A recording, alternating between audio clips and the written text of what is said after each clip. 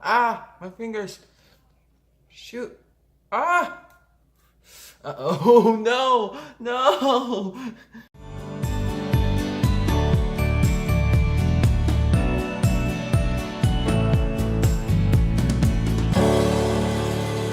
Sorry for the technical difficulties in this video. I tried my best. For some reason my camera was acting weird and my audio was acting weird, so I hope you guys enjoyed the video, and welcome to Tricks and Treats with me, Ninj.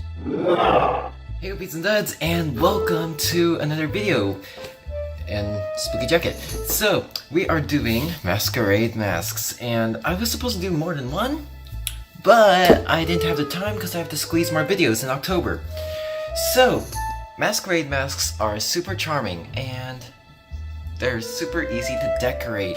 Anyway, happy Halloween, and yeah, let's get to work. The things you'll need for this video are masquerade masks, tissue paper, Mod Podge and a sponge brush, also school glue and water, acrylic paints, brushes, I got this at Michael's and the clearance section, score, scissors, any form of glue like super glue or hot glue, and a cereal box.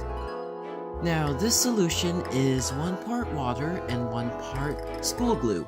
I'm using that to stick on the tissue paper onto the mask. Okay, now that happened, anyway, as I was saying, I'm going for an antique look. Oops, that's a little too much silk. Uh-oh. Oh, this is a bad idea.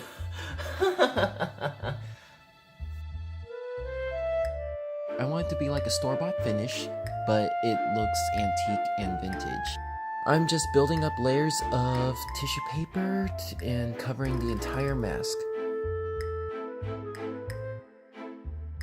P.S. Make sure to use tissue paper that is the color of your end result. I'm going for a devil's mask, and so I chose red tissue paper.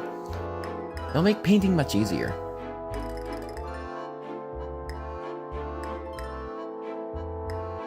Okay, now grab your cereal box or any piece of cardboard that's thin and rip it apart until it's flat. Also trim off some pieces that stick out, lay it flat, and sketch out the pieces you want to cut out for your mask. I am tracing out some shapes that are close to devil's horns and cutting it out. I'm trimming off some excess and then tracing it so that I have an exact copy. Now you got 2 identical pieces that are the exact same size and are ready to go onto the mask eventually. Why hello there. Okay, now what should I do with this? Okay, so I'm gonna be cutting off the built up tissue over the eye holes.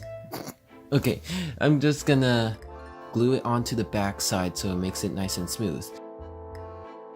I tried to glue on the horns with hot glue, but I later figured out that I ran out of hot glue.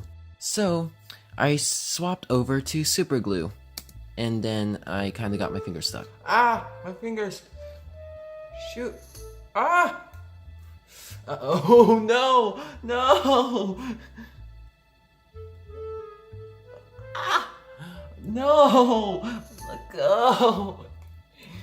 Okay.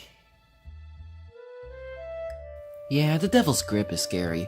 So now it's time to glue on the other horn and make sure it's nice and even and looks symmetrical. Because you don't want a crooked horn.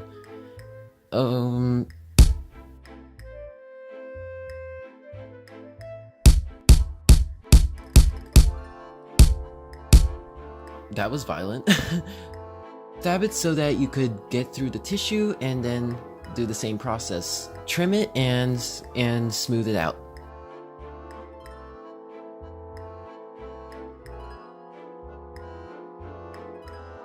Now time to seal in these horns. Stop struggling with the tissue paper, it's just tissue paper! Okay, so we have to seal in the horns so that it looks like one united piece instead of just pieces that you stuck on.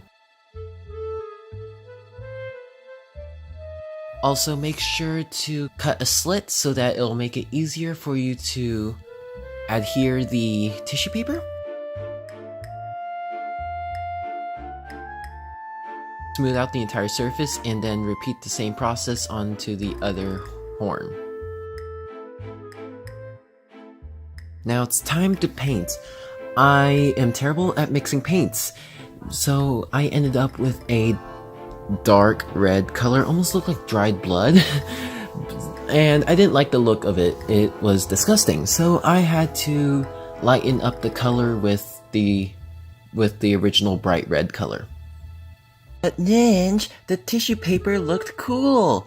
Yes, it did look cool, but it kinda looked unfinished to me for some reason, so I had to paint it. It still kinda showed the paper mache look, but it made it look more finished. I swear, this paint looks like dried blood.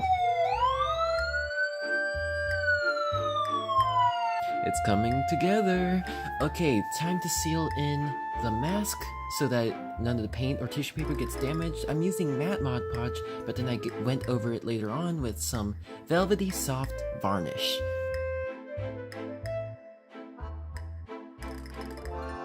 I feel like I'm suffocating this. Okay, so there is going to be an update video at the end of October, like probably November. And if you care about that, stay tuned. And yeah, happy Halloween.